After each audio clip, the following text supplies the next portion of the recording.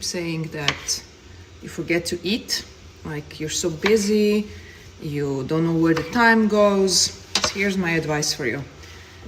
Try to make 3 meals that will be your main meals for the day.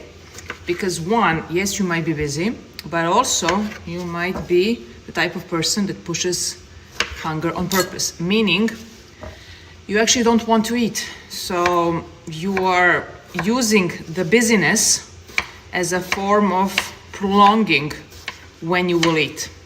The downside to that, binging later on, like you will feel ravenous and you will not be able to stop.